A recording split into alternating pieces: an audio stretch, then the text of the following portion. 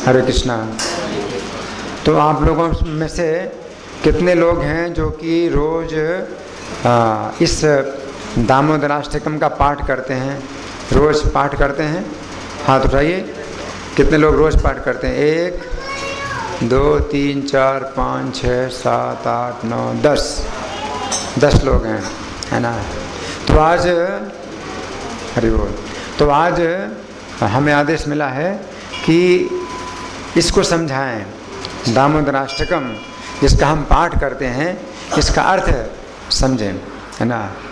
तो इसमें बहुत रस है, ये जो प्रार्थना है दामोदराष्टकम की, इसमें बहुत रस है ना। तो इसका हम जो है रसास्वादन करेंगे। तो सबसे पहले जो पढ़ना जानते हैं वो किताब ये ले लें, पर्चा। इस पर्चे को देखिए, इस पर्चे में जो शब्द लिखे हैं इनको देखिए। पहला शब्द क्या है इसमें? नमामि ईश्वरम, ठीक है, नमामि ईश्वरम। तो 2 शब्द हैं, हाँ, नमामि और ईश्वरम। तो ये जो है शुरू के 2 शब्द हैं, नमामि ईश्वरम। नमामि का मतलब है मैं नमस्कार करता हूँ, ईश्वरम ईश्वर को, है ना, ईश्वर को नमस्कार करता हूँ, है ना। अच्छा, ईश्वर कैसा है ना। तो ईश्वर कैसा है ना। तो इसका जो है लक्षण बताया है, सच्चिद आनंद रूपम, उसका रूप है। तो सबसे पहली बात क्या है, ईश्वर कैसा है? रूप है। लोग क्या मानते हैं? ईश्वर का कोई रूप नहीं है ना।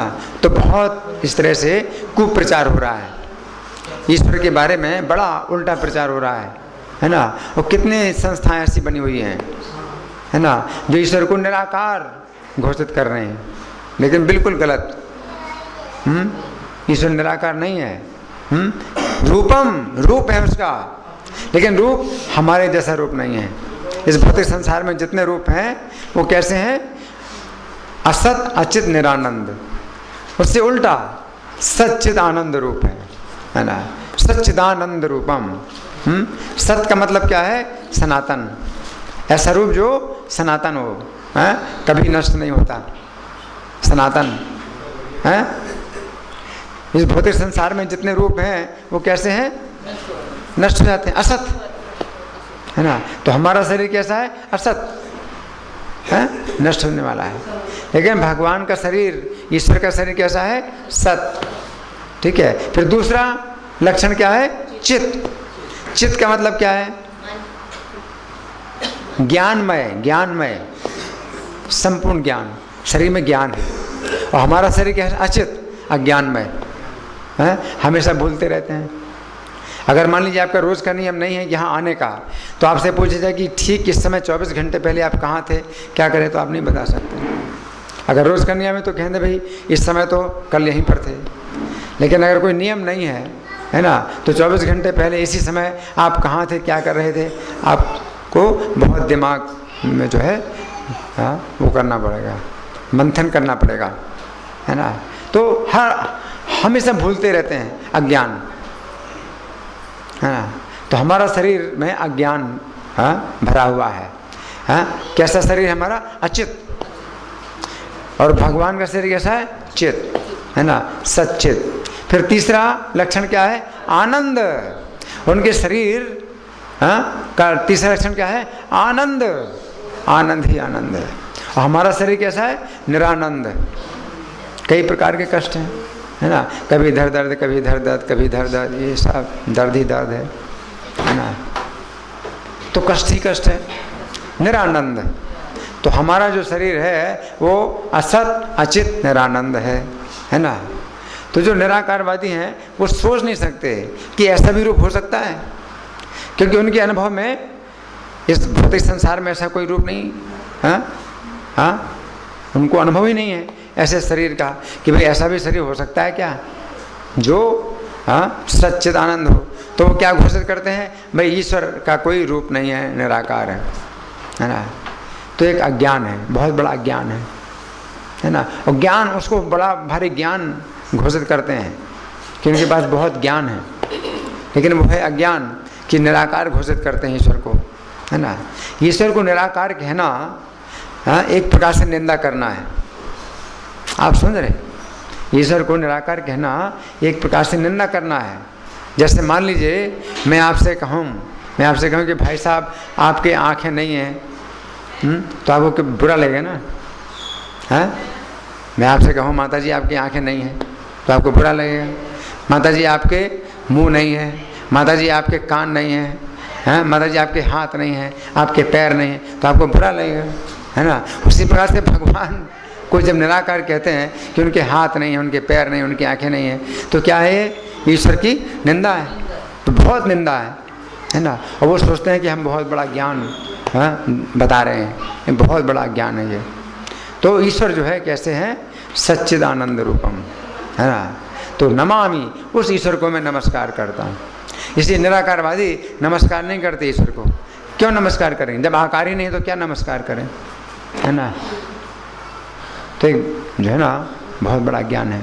फिर क्या है, दूसरी पंक्ति में क्या शब्द है, लसत कुंडलम, है ईश्वर, है ईश्वर के जो है कानों में कुंडल शोभा दे रहे हैं, कुंडल शोभा दे रहे हैं, कुंडलों की बहुत शोभा है।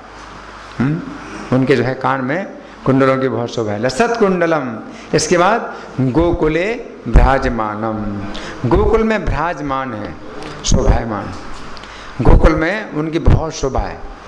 गोकुल का मतलब क्या है, कुल माने परिवार, गौओं के परिवार में उनकी बहुत शोभा है ना। तो ईश्वर को जो है गौओं का परिवार बहुत अच्छा लगता है। ईश्वर गौओं के परिवार में रहते हैं, गोकुल में रहते हैं, है ना। उनको गौ में चराना बहुत पसंद है। ब्रह्म संहिता में लिखा है, वेणुम कुणंतम अरविंद दलायताक्षम बरहावतं समसिताम्बुद सुंदरांगम कंदर्प कोटि कमनीय विशेष शोभम गोविंद मादि पुरुषम तमहम भजामी, है ना। तो वो गोविंद है ना। और फिर वेणुम कुणंतम अरविंद दलायताक्षम बरहावतं समसिताम्बुद सुंदरांगम, नहीं वो कैसा है, सुरभि रवि पालयंतम चिंतामणि प्रकर सदमसु कल्प वृक्ष लक्षावृतेषु सुरभि रवि पालयंतम। सुरभि हैं गौओं को जो है जो पालन करते हैं, चिंतामणि प्रकर सदमसु, है ना। तो ये जो है उनका धाम है, गोकुल या गोलोक, गोलोक धाम है। गोलोक धाम का एक हिस्सा है गोकुल, दूसरा हिस्सा है वृंदावन, तीसरा हिस्सा है मथुरा। गोलोक धाम के जो है अलग अलग हिस्से हैं, है ना। तो गोकुले भ्राजमानम, गोकुल में भ्राजमान है। इसके बाद यशोदा भिया उलूखलात धावमानम, ये इकट्ठा एक शब्द है लेकिन इसके कई शब्द बनते हैं। यशोदा, फिर भिया उलूखलात धावमानम, है ना। तो भियो हो जाता है लेकिन भिया उलूखलात, यशोदा भिया, यशोदा के भय से, उलूखलात उखल से, धावमानम दौड़ते हुए। तो उस ईश्वर को मैं नमस्कार करता हूँ जो यशोदा के भय से उखल से कूद करके दौड़े। क्यों दौड़े, कि पकड़े जाएंगे माता यशोदा के भय से पकड़े जाएंगे, है ना। तो इस भय से है कि माता उनको पकड़ लेगी, इस भय से दौड़े हैं, है ना। तो ये जो है ध्यान का विषय है, ऐसा ईश्वर जो माता के भय से जो है दौड़े, भागे, है ना। तो भाग रहे हैं भगवान, है ना। यशोदा माता को यशोदा क्यों बोलते हैं, यशोदा, दा माने देने वाली, यश संसार की स्त्रियों को यश देने वाली। संसार में कैसी भी स्त्री है जिससे भयभीत होकर के भगवान भागते हैं, कितना मतलब यश की बात है स्त्रियों के लिए, हैं कि संसार की स्त्रियों में एक ऐसी भी स्त्री हुई जिसके भय से जो है भगवान भाग रहे हैं। उनको कोई भय नहीं है, भय भी उनसे भयभीत होता है लेकिन फिर भी वे माता से भयभीत हैं और भाग रहे हैं। यशोदा भियो उलूखलात धावमानम परामृष्टम, परामृष्टम का मतलब है फिर भी पकड़े गए। देखो वो ईश्वर हैं पकड़े गए हैं। कैसे पकड़े गए? अत्यंत तो द्रुत गोप्या, गोपी ने जो है बहुत तेजी से भाग करके जिनको पकड़ लिया है। माता यशोदा ने उनको बहुत तेजी से भाग करके पकड़ दिया है। तो उनको तो कोई नहीं पकड़ सकता। बड़े बड़े योगी जो है मन की गति से भी चलें तो भी उनको नहीं पकड़ सकते, है ना। काल यवन ने उनको पकड़ने की कोशिश की थी, है। जब मथुरा में काल यवन ने आक्रमण किया था तो म्लेच्छ था, हाँ, 3 करोड़ म्लेच्छों की सेना से मथुरा को घेर लिया था, है। तो भगवान जो है वो काल यवन जो है भगवान से युद्ध करने के लिए आया था। उसने सुना था कि मथुरा में ही एक व्यक्ति है, पूरी पृथ्वी में एक ही व्यक्ति है जो मुझसे युद्ध कर सकता है, वो मथुरा में वासुदेव, वो मुझसे युद्ध कर सकते हैं। तो बहुत आशा के साथ आया था कि मुझे युद्ध करने का अवसर मिलेगा, कोई ऐसा, हाँ, ऐसा हो युद्ध करने लायक जो मुझसे युद्ध करे। तो बड़ी आशा से आया था। लेकिन भगवान क्या करते हैं, बिना किसी हथियार लिए और पैदल जो है उसके सामने से ऐसे चले जा रहे हैं, जैसे मतलब युद्ध नहीं करना चाहते हैं, ऐसे चले जा रहे हैं। तो वो जो है मतलब बोला कि अरे मैं युद्ध करने आया हूँ, तुम मुझे क्यों निराश कर रहे हो? मैं बड़ी आशा, युद्ध करने की बड़ी आशा लेके आया हूँ। तो भगवान क्या बोले? भगवान बोले तुम अशुद्ध, तुम इतने अशुद्ध हो, म्लेच्छ हो, हाँ, कि मैं तुमसे युद्ध क्या, मैं तो तुमको छूना भी नहीं चाहता हूँ, मैं तो तुमको छूना भी नहीं चाहता हूँ। तो काल यवन बोला अच्छा तो मैं छू लूँ तो क्या होगा? तो बोला अगर तुम छू लो मुझे तो मैं परास्त हो जाऊँगा। भगवान बोले अगर तुम छू लो मुझे, क्योंकि मैं तुमको छूना नहीं चाहता हूँ, तुम बहुत अशुद्ध हो, हैं। तो बोला मैं छू लूँ तो भगवान बोले तो समझो कि मैं हार गया, युद्ध करने की जरूरत नहीं है, तुम छू लो केवल मुझे, तो मैं युद्ध में हार गया तुमसे। तो वो जो है छूने की कोशिश कर रहा था, तो उसने पूरी शक्ति लगा करके जो है वो भगवान को छूने की कोशिश कर रहा है। और भगवान जो है बड़े आराम से चलते जा रहे हैं, बड़े धीरे धीरे बिना परिश्रम के चल रहे हैं और हंसते जा रहे हैं। बोले हाँ अब थोड़ा और जोर लगाओ तो मुझे छू लोगे। हैं। और वही मतलब जैसे समझो कि हाँ एक कुछ अंगुल, मान लो कुछ अंगुल की दूरी है, वो सोचता अब मैं छू लूँगा, अब मैं छू लूँगा, है ना। लेकिन कैसे छू सकता है? भगवान को नहीं छू सकता, है ना। तो इतना शक्तिशाली काल यवन भगवान को नहीं छू पाया, है ना। ये माता यशोदा, उनका तो शरीर वैसे ही स्थूल है, मोटा शरीर है, कहाँ दौड़ पाती ज़्यादा तेज, लेकिन उन्होंने पकड़ दिया, है ना। परामृष्टम अत्यंत तो द्रुत गोप्या, तो बहुत तेजी से माता यशोदा दौड़ी, तुरंत पकड़ लिया। वास्तव में माता यशोदा ने अपनी शक्ति से नहीं पकड़ा, उनके पास शक्ति नहीं पकड़ने की, लेकिन वास्तव में भगवान बंधते हैं किससे? भक्ति के द्वारा, भक्ति के द्वारा बनते हैं, है ना। तो गोपाल चंपू नामक ग्रंथ में बड़ी रोचक घटना है, इसका वर्णन जो है बहुत रोचक तरीके से जीव गोस्वामी ने किया है। तो उसमें बताया है कि कृष्ण जो है सबसे पहले तो माता यशोदा घर में है, तो वो जो दिन था वो गोवर्धन पूजा के एक दिन पहले का दिन था। गोवर्धन पूजा उस समय नहीं होती थी। गोवर्धन पूजा तो भगवान ने शुरू कराई जब वो 7 वर्ष के थे, और इस समय तो भगवान 3 वर्ष और 2 महीने के, समझो 3 वर्ष 2 महीने, मतलब जन्माष्टमी के बाद जैसे ये समय आता ना कार्तिक का, तो कितने महीने होते हैं? भाद्र के बाद भाद्रपद, आश्विन और कार्तिक, तो 2 महीने, 2-2.5 महीने हैं। 3 साल और 2-2.5 महीने के हैं भगवान, है ना। तो उस समय इंद्र की पूजा नहीं होती, गोवर्धन पूजा नहीं होती थी, इंद्र की पूजा होती थी, इंद्रयाग, है। किस दिन? कार्तिक की अमावस्या के पहले दिन, है ना, यानी शुक्ल प्रतिपदा, शुक्ल प्रतिपदा को होती ना गोवर्धन पूजा, है। तो शुक्ल प्रतिपदा को जो है इंद्र याग होता था, इंद्र की पूजा होती थी। हैं तो उस समय माता यशोदा के घर में तो सैकड़ों दासियाँ थीं। हैं तो माता यशोदा को जो है कोई दिक्कत नहीं होती थी, क्योंकि कृष्ण के साथ वो 24 घंटे रहती थी, और बालक चाहता भी है कि माता 24 घंटे मेरे साथ रहे। तो माता जो है हमेशा कृष्ण के साथ रहती थी और सब काम जो है घर की दासियाँ कर देती हैं। लेकिन आज के दिन क्या हुआ कि चूँकि अगले दिन इंद्रयाग होना है तो अन्नकूट होगा, तो सब घर में जो है, सभी घर में जो है लोग अपने अपने घरों में क्या है अनेक प्रकार के व्यंजन बनाएंगे। तो माता यशोदा के घर में जो दासियाँ थीं उन्होंने क्या किया, सवेरे सवेरे जितना काम था घर का वो तो पूरा कर लिया और फिर छुट्टी लेके चली गई अपने घर में भी, अब उनको काम करना है।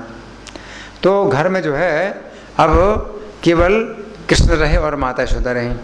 अब ये समस्या हो गई, अब समस्या हो गई कि माता यशोदा अकेली हैं और कृष्ण हैं घर में हैं, और कृष्ण जो है छोड़ना नहीं चाहते कि माता यशोदा मुझे छोड़ के कोई काम करे, और माता यशोदा को तो बंधन है, घर के भी काम है, अब क्या करें। हैं उस समय रोहिणी भी जो है उपनंद के घर गई थी, उनको निमंत्रण मिला था, तो वो जो है रथ में बैठ करके उपनंद के घर गई थी। बलदेव भी उनके साथ चले गए थे। तो घर में बलदेव भी नहीं है, रोहिणी भी नहीं है, अकेले कृष्ण हैं और यशोदा हैं। और कृष्ण अभी सो रहे हैं, सब दासियाँ जो है छुट्टी लेके चली गई और कृष्ण भी सो रहे हैं। तो माता यशोदा सोचते हैं कि अभी अच्छा मौका है कि मैं कुछ काम कर लूँ क्योंकि जब ये जाग जाएगा तो मुझे कुछ काम नहीं करने देगा, है ना। तो माता यशोदा जो है उस समय दिन भर के लिए जितना मक्खन की आवश्यकता है वो मंथन करने लगी। तो मंथन करने लगी तो कृष्ण जो है जब जागते हैं तो उन्होंने महसूस किया कि उनके साथ बहुत अन्याय किया माता ने, मेरे साथ माता ने बहुत अन्याय किया कि मुझे सोता छोड़ करके चली गई। तो कृष्ण जो है उठे और गिरते पड़ते जो है माता के पास आए और रोक दिया है, सब काम बंद करो, केवल मुझे खिलाओ, मेरे साथ खेलो और कोई काम नहीं। बालक तो अपना अधिकार समझता ना पूरा माता के ऊपर कि कोई काम नहीं है, कोई काम जरूरी नहीं है तो माता को जो है मंथन करने से बिल्कुल रोक दिया। तो माता को तो बहुत खुशी होती, प्रेम है बालक से, तो बहुत खुशी हुई कि जो है बालक जो है मेरे से जो है इतना चाहता है मुझे।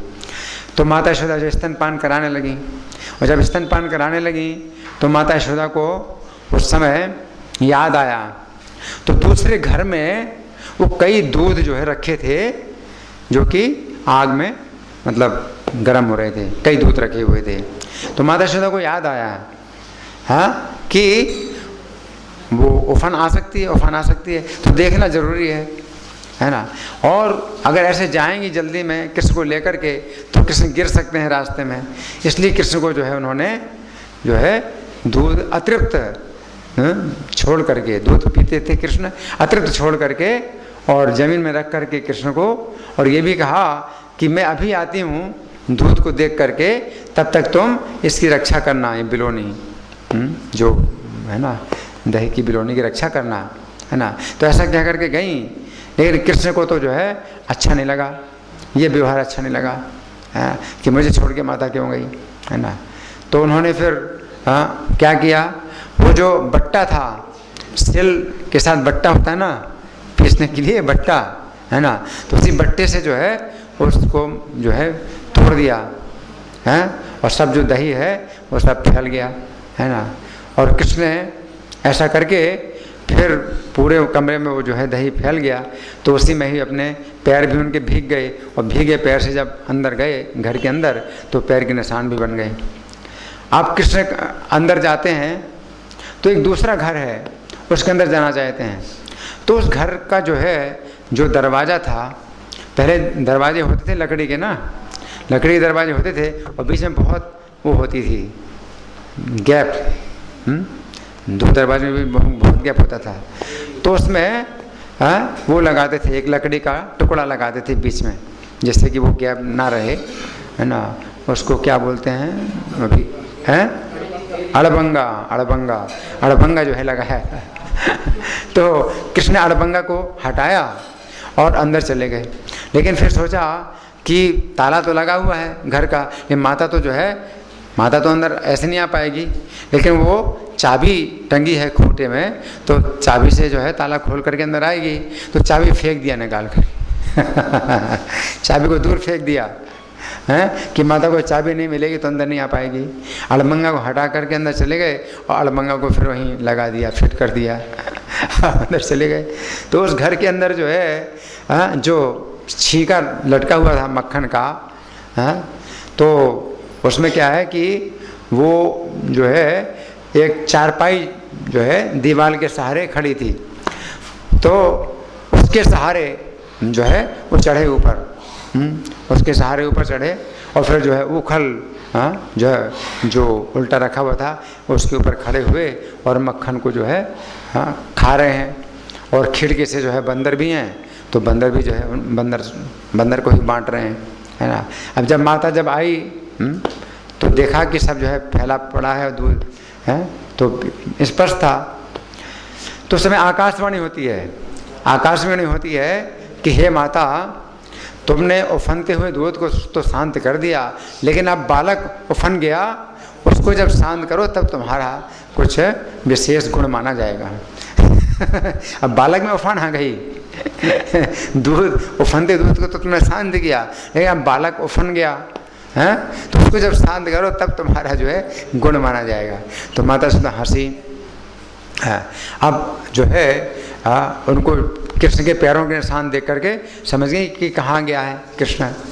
तो अब वो जो है ताला लगा हुआ है, अंदर तो घुस गया क्योंकि बालक है वो तो घुस गया, अब माता कैसे घुसेगी, है ना। तो चाबी तो फेंक दिया था लेकिन वो भी कृष्ण की माता है, आ गई, किसी उपाय से आ गई अंदर। अब जब अंदर आ गई माता है, तो कृष्ण को कैसे पता चला कि अंदर आ गई। माता तो बहुत चुपके से आ रही थी पकड़ने के लिए, छुरी पकड़ने के लिए चुपके से आ रही थी। लेकिन उस समय क्या हुआ कि जो कौवे अंदर आ रहे थे खिड़की से, जो कौवे अंदर आ रहे थे वो जल्दी से भागे, खिड़की से बाहर भागे माता को देख करके। तो कृष्ण को समझ गए कि माता आ गई है, ये कौवे भागे और वो जो बंदर है जो मक्खन खा रहा था तो उसने देखा कि माता के हाथ में छड़ी है। हालांकि छड़ी जो है कपड़े में ढकी हुई थी माता ने, लेकिन बंदर समझ गया, उसको भी बहुत बुद्धि थी समझ गया है कि छड़ी जो है दिखाई तो नहीं दे रही है, लेकिन कपड़े के अंदर है छड़ी है। तो वो जो है जल्दी से खिड़की से वृक्ष की शाखा में कूद करके चला गया। और तब जो है कृष्ण ने जब देखा कि माता आ गई है, तो फिर इसमें कहा, लिखा है ना कि यशोदा भ्यो उलू खला धाव मानम, यशोदा के भय से उखल से दौड़े हैं। अब जब कृष्ण जो है जब दौड़े तो कृष्ण सोचते हैं कि कौन से दरवाजे से मैं बाहर निकलूं, क्योंकि घर के बहुत से दरवाजे हैं, है ना। तो सवेरे का समय था, ये दिवाली का दिन था, अमावस्या, सवेरे का समय था। तो कृष्ण ने सोचा कि मैं घर के उस दरवाजे से बाहर निकलूं जो मुख्य सड़क में निकलता है, मुख्य सड़क में निकलता, क्योंकि वहाँ पर पुरुष लोग चलते हैं तो माता क्यों आएंगी, तो वहाँ पर माता नहीं आएगी तो उस दरवाजे से बाहर निकले जो मुख्य सड़क में निकलता था। लेकिन माता ने देखा कि सवेरे सवेरे लोग निकलते नहीं, सड़क खाली तो वो आ गई, उसी सड़क में आ गई, है ना। तो अब कृष्ण जो है अब भाग रहे हैं, लेकिन जब तक कृष्ण भागते रहे तो माता से तो उनको नहीं पकड़ सकती थी, हैं। जब तक कृष्ण आगे की तरफ देख रहे हैं और माता पीछे पीछे दौड़ रही है तो कृष्ण को नहीं पकड़ सकती थी। लेकिन जब कृष्ण ने पीछे की तरफ देखा कि माता आ रही है क्या, जैसे पीछे की तरफ तो पकड़े गए उसी समय पकड़े गए। तो ये जो है इसमें वर्णन है, परामृष्टम अत्यंत तो द्रुत्य गोप्या, तो बहुत तेजी से जो है माता ने दौड़ करके पकड़ा, है ना। तो कृष्ण जो है मतलब पकड़े गए। इसके बाद शब्द क्या है, रुदंतम, रुदंतम, है ना। अब उनका जो है रोना शुरू हुआ, रुदन शुरू हुआ, है ना।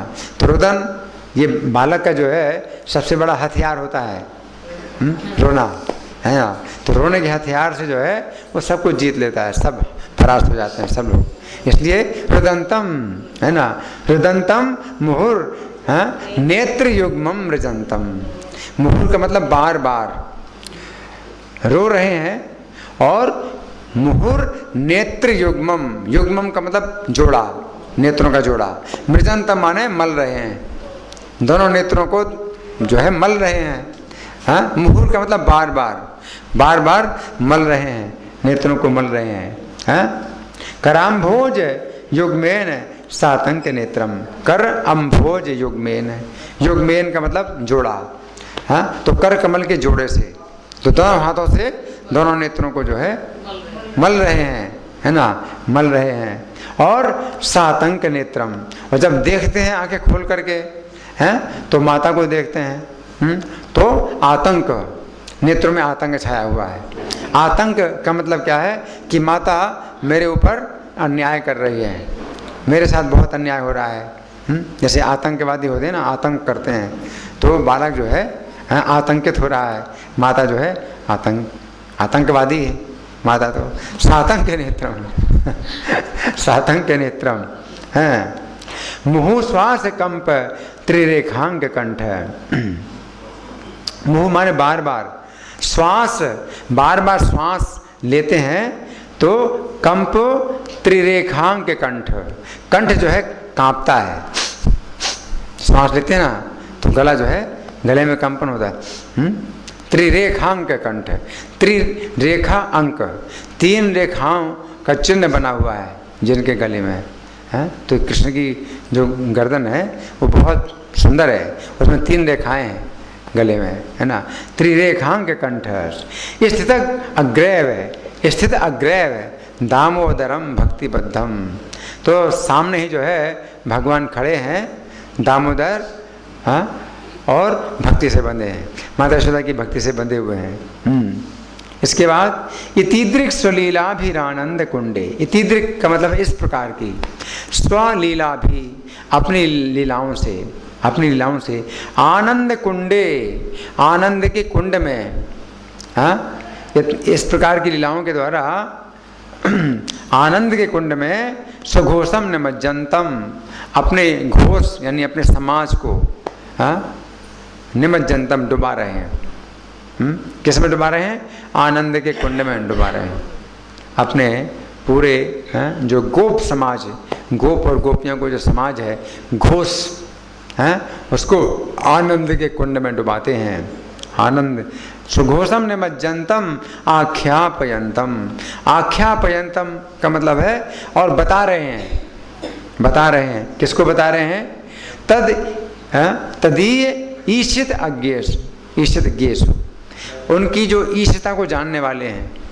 क्योंकि इनकी ईशिता को माता यशोदा तो नहीं जानती, माता यशोदा के ज्ञान को भगवान ऐसे ढका हुआ है कि वो नहीं समझते कि ईश्वर है, वो तो मेरा बालक है, कृष्ण मेरा बालक है।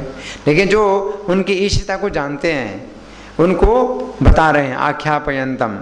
क्या बता रहे हैं? भक्तैर्जितत्वम, कि भक्तों के द्वारा वो कैसे जीते गए, है ना, उनका ये स्वभाव है। क्या स्वभाव है?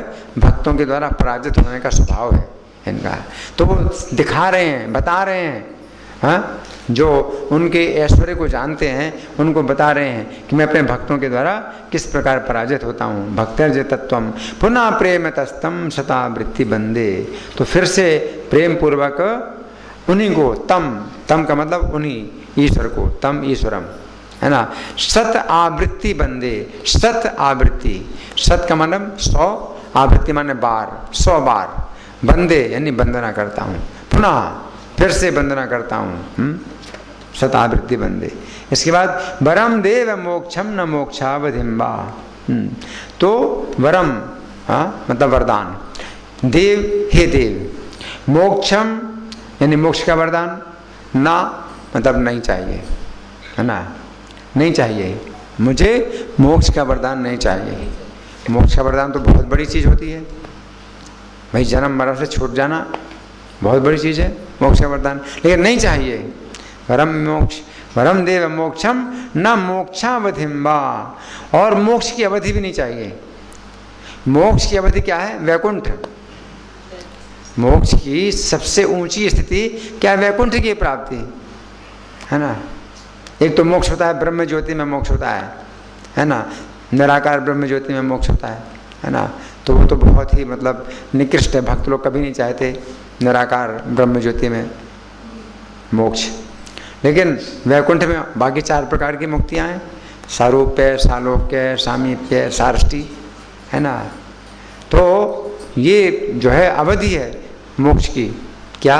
वैकुंठ। तो वो भी नहीं चाहिए, देखो मोक्ष भी नहीं चाहिए और मोक्ष की अवधि यानी वैकुंठ भी नहीं चाहिए, है ना। च अन्यम, और भी अन्य वरदान नहीं चाहिए, ना मोक्ष चाहिए, ना मोक्ष की अवधि वैकुंठ लोक चाहिए।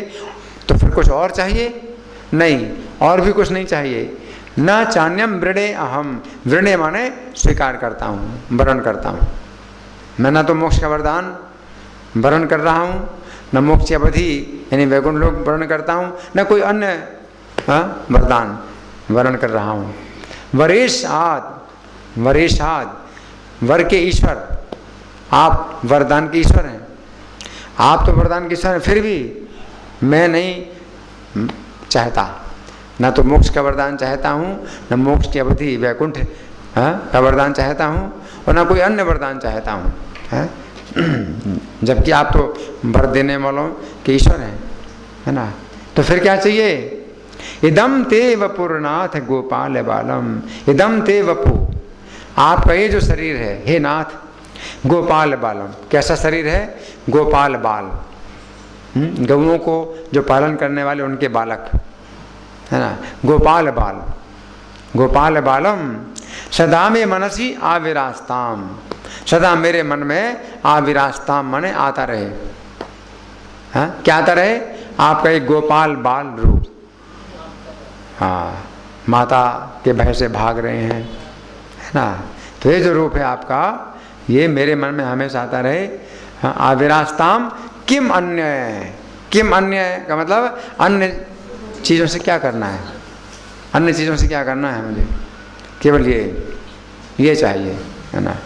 इसके बाद क्या है? इदम ते मुखाम भोजम अत्यंत नीलैर, इदम इदम ते मुखाम भोजम, तुम्हारा ये जो मुख कमल है, हाँ मुखारविंद, मुख कमल, तुम्हारा ये जो मुख कमल है, अत्यंत नीलैर वृतम, हाँ अत्यंत नीले का मतलब बहुत नीले, बहुत ज़्यादा नीला हो तो काला हो जाता है ना, तो इसका मतलब काला है। अत्यंत नीलैर वृतम, घिरा हुआ है। कुंतलय, कुंतल माने बाल, आपके जो बाल हैं बहुत ही नीले यानी काले हैं, उनसे घिरा हुआ है। वृतम, क्या घिरा हुआ है? तुम्हारा मुख कमल, तुम्हारा मुख कमल घिरा हुआ है। हाँ कुंतलय स्निग्ध वक्रैश्च गोप्या, हाँ और ये जो बाल हैं बहुत नीले यानी काले हैं और स्निग्ध भी हैं। स्निग्ध का मतलब चिकने भी हैं और वक्र भी हैं। वक्र माने टेढ़े घुंघराले, है ना। चिकने हैं, काले हैं, घुंघराले हैं। इन बालों से तुम्हारा मुख कमल जो घिरा हुआ है ना। फिर गोप्या मुहुः चुंबितम, गोपी यशोदा के द्वारा बार बार चुंबित होता है। गोप्या का मतलब गोपी के द्वारा, कौन सी गोपी? माता यशोदा, है ना। तो गोपी के द्वारा बार बार चुंबित होता है तुम्हारा जो मुख है। और बिंब रक्त अधरम, बिंब रक्त, बिंब का मतलब है बिंब फल, एक बिंब फल होता है जिसको है लाल होता है, वो देखा है बिंब फल?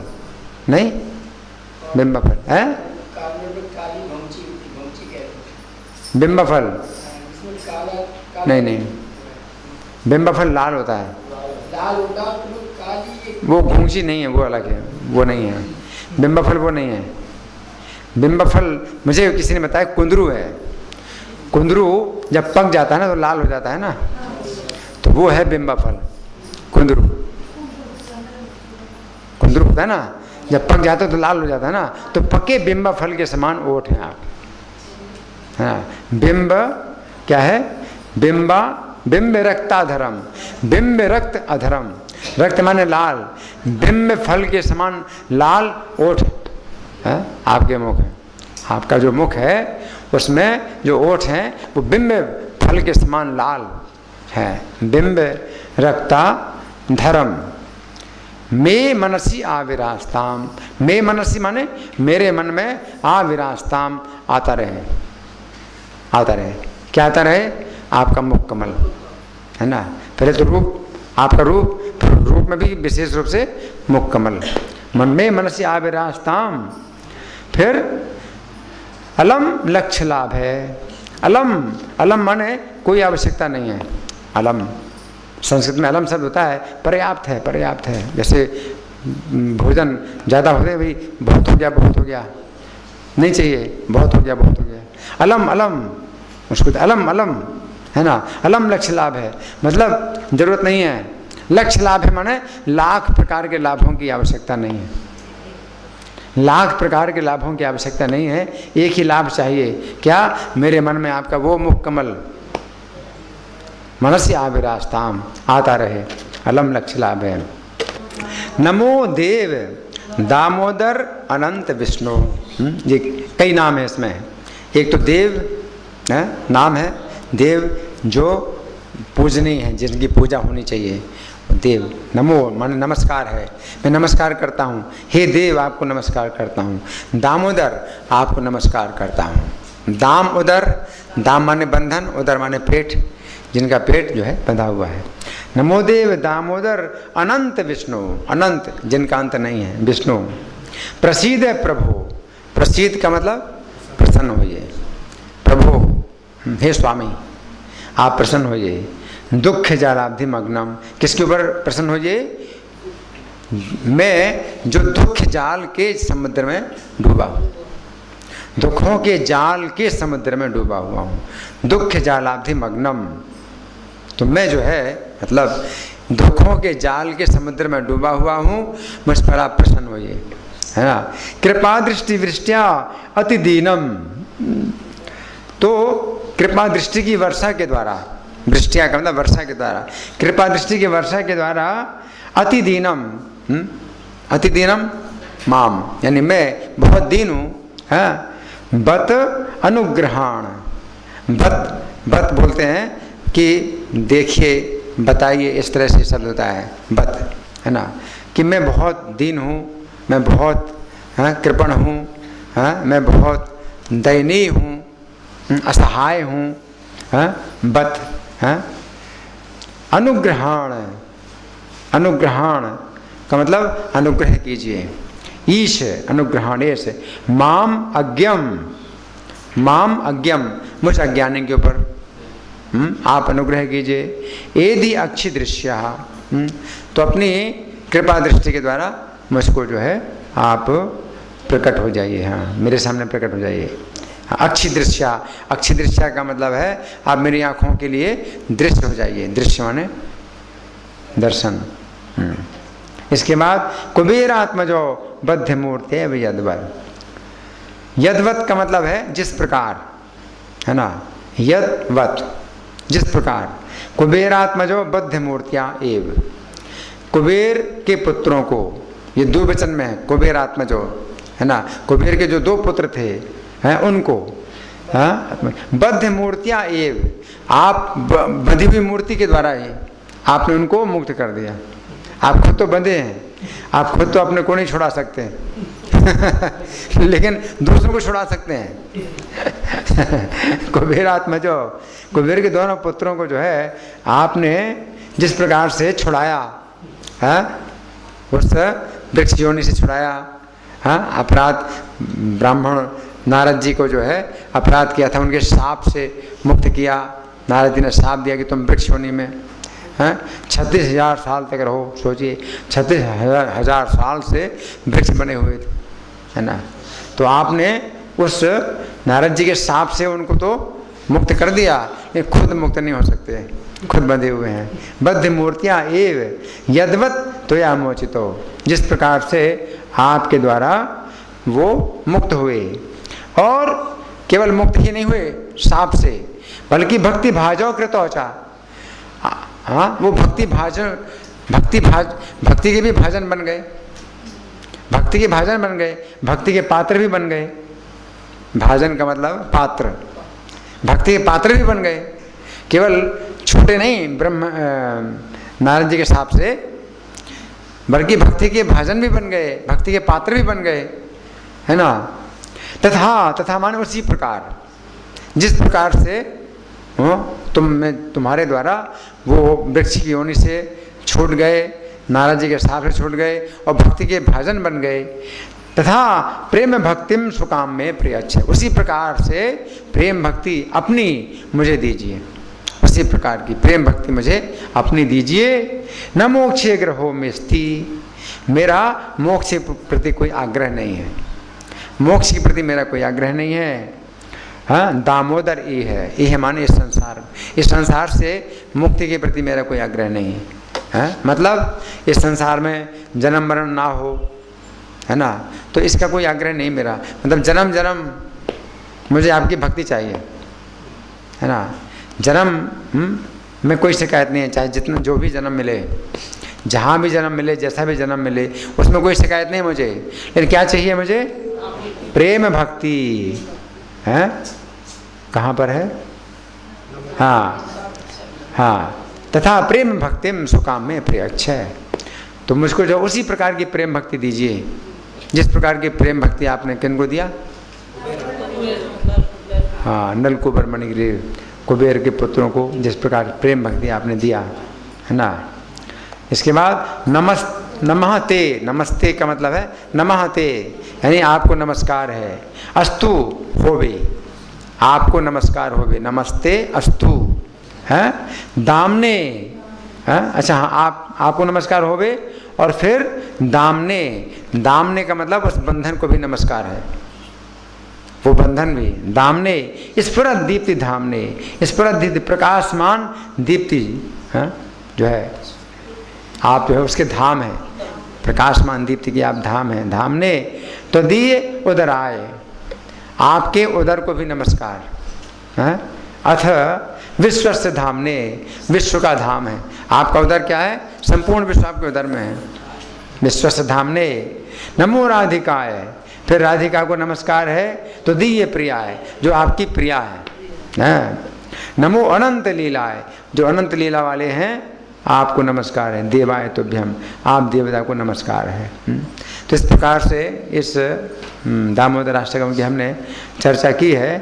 तो इसमें एक घटना मैं बताऊंगा कि जिस समय वृक्षों को जो है भगवान ने तोड़ा था, है ना, तो वृक्षों को तोड़ा था, तो दो वृक्ष थे, वो जुड़वा वृक्ष थे। जुड़वा वृक्ष कैसे थे? मतलब जड़, दोनों की जड़ जो है मतलब एक ही थी, है ना, और तने जो है अलग अलग थे, हैं। और ये जो वृक्ष थे, ये मैंने बताया कितने पुराने थे? 36,000 साल पुराने थे। देवताओं के 100 साल तक नारद जी ने साथ दिया था कि तुम वृक्ष योनि में रहो। तो देवताओं के 100 साल मतलब पृथ्वी के 36,000 साल होते हैं, जो 36,000 साल पुराने, और वो भी हरे भरे वृक्ष थे। तो सोचिए कितने मजबूत होंगे, है ना। है, और कृष्ण ने जब मतलब वो बीच में गए, उखल जो है फंस गया था, तो कृष्ण जो है थोड़ा सा जोर लगाया था, बिना परिश्रम के थोड़ा सा जोर लगाया था, तो वृक्ष गिरे। तो जब वृक्ष गिरे तो ऐसे नहीं गिरे, ना ऐसे गिरे। कैसे गिरे? ऐसे गिरे, उल्टी दिशा में गिरे, है ना, जहाँ मतलब किसी को कोई खतरा नहीं हुआ। कृष्ण थे और कृष्ण के सखा लोग, तो कृष्ण जो है उस तरह से मतलब निकले थे, सखा जो है इस साइड में थे और कृष्ण उस साइड में चले गए। तो वृक्ष ना तो इस साइड में गिरे और ना उस साइड में गिरे। कैसे गिरे? ऐसे गिरे, जहाँ की किसी प्रकार का खतरा नहीं था, है ना, ऐसे गिरे। और जब वृक्ष गिरे तो इतनी जोर से धरती में कंपन हुआ और आवाज़ हुई कि जितने ब्रजवासी थे वे सब मूर्छित हो गए। जितने ब्रजवासी थे वे मूर्छित हो गए। लेकिन कृष्ण और कृष्ण के जो सखा हैं उन्हें कुछ नहीं हुआ, है। लेकिन पूरे ब्रज में, पूरे गोकुल में जो है कोई आया नहीं, क्योंकि बाद में वर्णन आता है श्रीमद् भागवत में कि वृक्षों से जब वृक्ष गिर गए तो उन वृक्षों से दो निकले यक्ष नलकूबर वनगिरी निकले और उन्होंने कृष्ण की परिक्रमा की और कृष्ण की स्तुति की, कृष्ण को प्रणाम किया, है ना, और कृष्ण की आज्ञा लेकर के उत्तर दिशा में चले गए, हैं, अपने स्थान में चले गए। और जब वो चले गए उसके बाद सब ब्रजवासी आए, है ना। तो इसका कारण क्या है? इसका कारण ये है कि इतनी देर तक ब्रजवासी क्यों नहीं आए। मतलब एक प्रश्न उठता है कि इतनी लंबी जो है वो उन कुबेर के पुत्रों ने प्रार्थना की कृष्ण की, तो उस समय तक कोई था नहीं, और जब वो लोग चले गए तब ब्रजवासी आए। तो इसका कारण क्या है? गोकुल में जो है कोई नहीं आया इतनी देर तक, इसका कारण क्या है? तो जीव गोस्वामी बताएं इसका कारण यही है कि एक दंड तक जो है ब्रजवासी लोग मूर्छित पड़े रहे, मतलब 24 मिनट तक पूरा गोकुल उस आवाज़ के कारण मूर्छित हो गया था, इसलिए कोई नहीं आया है। और जब होश में आए तो उन्होंने देखा कि वृक्ष ऐसे गिरे पड़े हैं और बालक जो है वृक्षों के बीच में बंधा हुआ बैठा है ना। तो उनको जो है फिर आश्चर्य हुआ कि कैसे ये वृक्ष कैसे गिरे, है ना। तो यहाँ पर जो समझने वाली बात है वो ये है ना। और बालकों ने बताया कि बालकों को कोई आश्चर्य नहीं हुआ, बच्चों को कोई आश्चर्य नहीं हुआ। क्यों? उनको अनुभव नहीं है, बच्चों को अनुभव नहीं है, तो वो कोई आश्चर्य, उनको कोई आश्चर्य नहीं हुआ। तो बच्चे क्या कहते हैं, इसमें आश्चर्य की क्या बात है? कृष्ण ने जो है खींचा उखल को, उखल फंसा था तो पेड़ गिर गए, तो इसमें क्या आश्चर्य की बात है? हैं? और इसमें से तो हमने दो बड़े सुंदर और चमकदार पुरुष भी निकलते देखे हैं जो इस बालक को प्रणाम कर रहे थे, दोनों के दोनों परिक्रमा कर रहे थे। तो ब्रजवासियों का ये बच्चों का प्रलाप है ये बच्चों की बातें हैं, क्या कुछ मतलब ही नहीं होता बच्चों की बातों का क्यों? तो वे ब्रजवासी लोग नहीं समझ सकते, क्योंकि उनके पास बुद्धि थी, वो दिमाग लगा रहे थे, और दिमाग लगाओगे तो कृष्ण को नहीं समझ सकते और जिन्होंने दिमाग नहीं लगाया अपना, वहाँ उनको अनुभव ही नहीं था, तो वो कहते हैं कि इसमें क्या आश्चर्य, ये तो कृष्ण ने खींचा और जो है गिर गए और ये ऐसा हुआ वैसा हुआ, तो कोई उनकी बात को नहीं मानता, है ना। तो इस तरह से भगवान ने जो है ऐसी लीलाएं करी हैं ब्रज में। अब आप लोगों की ओर से कोई प्रश्न है या कोई चर्चा है? मैं प्रश्न करूं? ठीक है, मैं प्रश्न कर रहा हूं। अच्छा, तो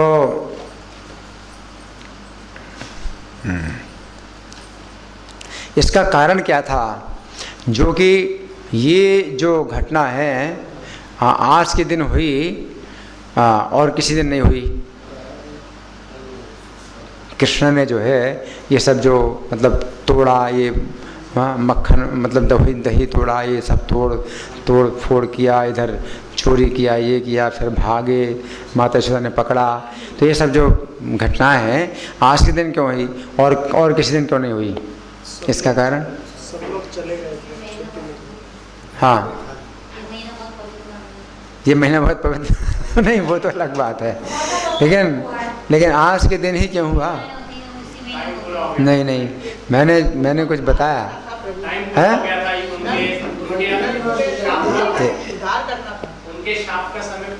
उनके शाप का समय पूरा हो गया था, ये भी कारण है, लेकिन और कारण जो है वो क्या है? कुछ और भी तो कारण है। माता यशोदा का जो ध्यान था वो केंद्रित कृष्ण पे ना होकर उस दिन थोड़ा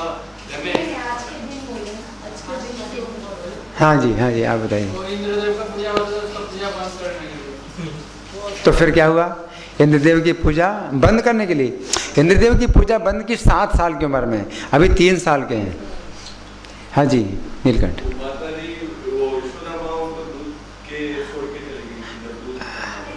तो इसका कारण क्या? उनको छोड़ के क्यों जाना पड़ा? भौतिक जगत में चली गई वो, भगवान को छोड़ के। भौतिक जगत नहीं, दूध उफन रहा था। दूध उफन रहा था, हाँ। दूध का जो भगवान की सेवा में लगता, इसीलिए उन्होंने बोला मेरे को भगवान की सेवा नहीं कर पाएंगे। नहीं, जो मैंने बताया ना वो कोई किसी ने ध्यान नहीं दिया। चले गए। घर में कोई दासी नहीं थी, घर में कोई दासी नहीं थी, घर में कोई नहीं था, है ना, रोहिणी भी नहीं थी, है ना, कहाँ गई थी सब लोग कहाँ चले गए? दासियाँ छुट्टी लेकर चली गई। दासियाँ छुट्टी लेके चली गई, क्यों? क्यों? कल इंद्रयाग था, अगले दिन अगले दिन इंद्रयाग। हाँ, इंद्रयाग होना है, बहुत बड़ा उत्सव होना है। तो सब लोग चले गए सवेरे सवेरे का काम करके, सब लोग चले गए, है ना। और रोज़ ऐसा नहीं होता था, रोज़ तो सेवा में रहती थी और माता सुधा कृष्ण के साथ रहती थी, तो कोई समस्या नहीं थी, है ना। लेकिन आज के दिन जो है समस्या हो गई है। और रोहिणी कहाँ गई थी? घर में अगर रोहिणी होती तो समस्या नहीं होती। बलराम जी को लेकर चली गई। बलराम जी को लेकर कहाँ चली गई थी? उपनंद के घर चले गए। उनके घर में निमंत्रण था तो वहाँ चले गए, है ना।